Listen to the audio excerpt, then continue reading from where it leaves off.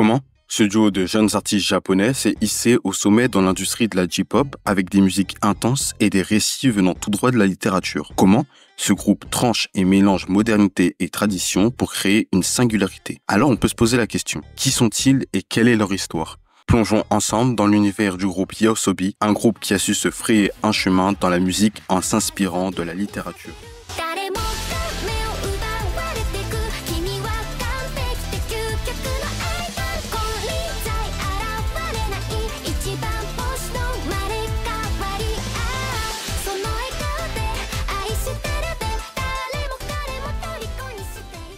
Avant de se concentrer sur le groupe en tant que tel, on va s'intéresser à ses différents membres, qui sont au nombre de 2, Ayase et Lila Ikuta. Ayase, lui, est un musicien, producteur et compositeur de Vocaloid, qui est né dans la préfecture de Yamaguchi, plus précisément dans la ville d'Ube, le 4 avril 1994. Dès le plus jeune âge, il a cette fibre artistique, on va dire, puisqu'à l'âge de 3-4 ans, sa grand-mère, qui elle est professeure de musique, lui donne ses premières leçons de piano à l'école primaire. Vers ses dernières années à l'école, il maîtrise la guitare acoustique qu'il a reçue comme cadeau à Noël. Donc on va dire qu'il est déjà en avance sur son âge, puisque c'est rare de voir une personne qui maîtrise 2 instruments. En 2010, alors qu'il est âgé de seulement 16 ans, Ayase forme son premier groupe de rock qui se nommera Keiichiro. Dans ce groupe, il sera entre guillemets au centre de l'attention puisqu'il était responsable et leader du groupe. Faisons un bond de 8 ans pour nous retrouver maintenant en 2018 et c'est malheureusement à cette année où le groupe Keiichiro doit se mettre en pause. La raison? Ayase souffre d'un ulcère gastro-duodénal, mais c'est clairement pas ça qui va l'arrêter. Ayase est vraiment quelqu'un de déterminé quand ça parle de musique, puisqu'il va après ça commencer à faire de la musique en solo sur son lit d'hôpital en usant du logiciel Vocaloid. C'est en 2018, plus précisément le 24 décembre, qu'il sort sur la plateforme YouTube et Nico Nico Douga une chanson qui se nommera Sentence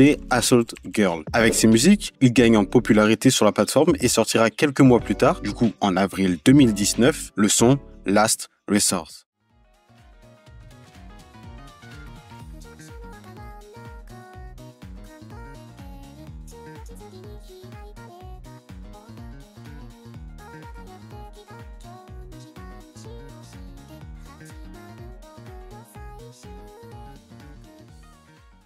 Après ça, j'en raconterai pas plus. Je vous mettrai des liens en description si l'artiste Ayase en tant que tel vous intéresse. Mais maintenant, il est temps de se consacrer à Lila Ikuta. Comme je l'ai mentionné précédemment, YOASOBI est un duo composé de 2 talents complémentaires.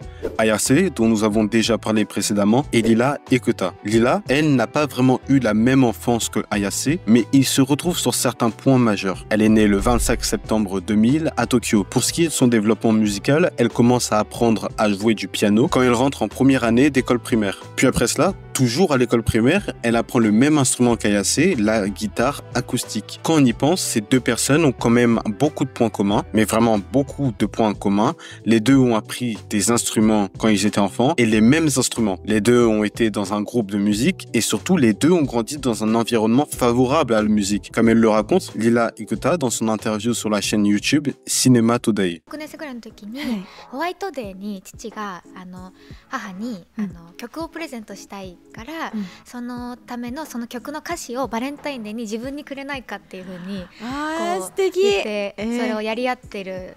でホワイトデーに実際に完成した曲がその時は父が単身赴任してたので、音源で CD で届いて。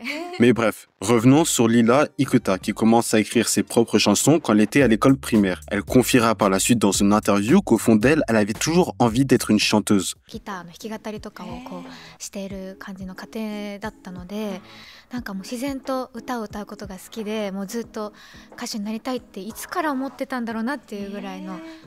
くらい昔から思っていて、明確なきっかけがあるわけじゃないんですけど、なんか自然とっていう感じですね。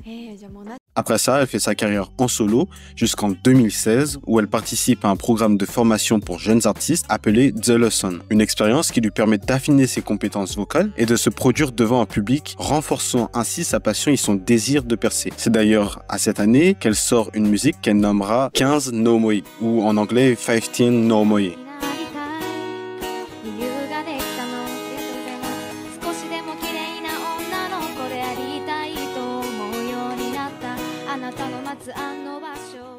En février 2018, donc 2 ans plus tard, sa carrière est entre guillemets lancée puisqu'elle fait sa toute première apparition à la télévision. Et 2 mois plus tard, elle sort ses 2 premières EP reprises qui lui permettront de se faire un nom dans l'industrie musicale. Grâce à ces expériences, elle acquiert la confiance et les compétences qui la préparent à rejoindre YOASOBI. Pour revenir un peu aux prémices de leur rencontre, il faut retourner en 2019 où Ayase reçoit une proposition pour produire des musiques concernant un projet d'écriture géré par une grosse, mais vraiment très grosse entreprise, Sony Music. Ayase va donc chercher un chanteur et par la suite, il tombera sur Lila Ikuta sur Instagram grâce à une reprise de la chanson Kimi wa Rock.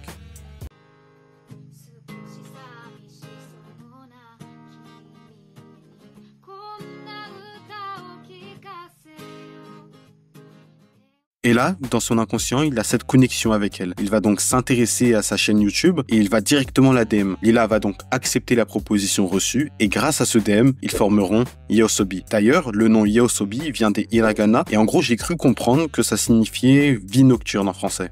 La particularité du groupe YOASOBI est de transformer des nouvelles en musique pour, en quelque sorte, leur redonner vie. C'est le cas avec la première musique à 2 qu'ils ont faite, qui est basée sur la nouvelle Thanatos no Yuwaku, et avec celle-ci, ils vont créer une musique qui se nommera Yoru Nikakeru.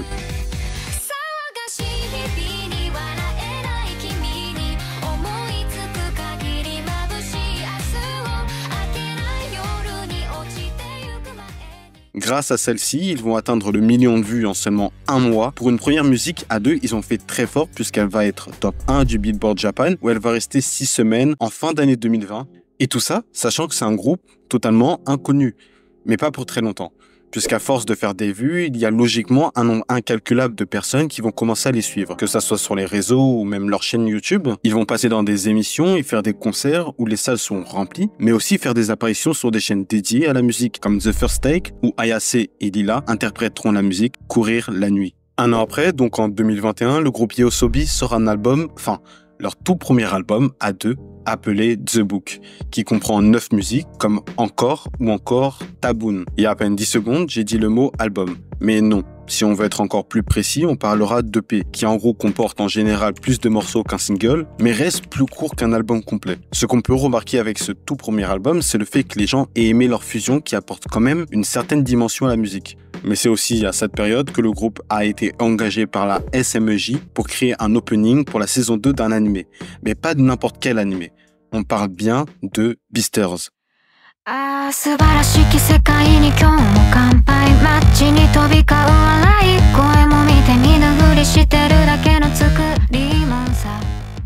Cet opening s'appellera Keibutsu et atteindra la 2e place du Billboard Japan, en plus de comptabiliser 335 millions sur Spotify et 378 millions de vues sur YouTube. Sans oublier qu'elle se classera aussi en numéro 5 des 10 meilleures chansons de 2021 du Time. Donc ouais, on peut vraiment appeler ça un succès. Surtout que ça va leur apporter encore plus de visibilité au Japon, mais aussi à l'international.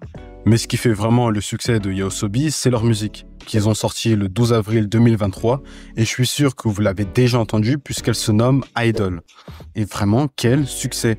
Grâce à leur travail sur cette musique, elle s'est hissée à l'échelle mondiale, à la 7e place du Global 200.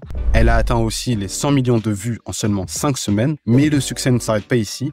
Après ça, elle a remporté le prix de la meilleure vidéo d'animation MTV Video Music Awards Japan de 2023, mais aussi la meilleure chanson au 8e de Crunchyroll Anime Awards, en plus d'encore une fois comptabiliser 541 millions de vues sur YouTube et 411 millions sur Spotify. Alors je sais pas ce que vous en pensez, mais personnellement, j'accroche de fou. La musique est vraiment bien. Je l'ai découverte en regardant la saison 1 d'Oshinoko et récemment la saison 2, et je me souviens d'avoir accroché à ce passage.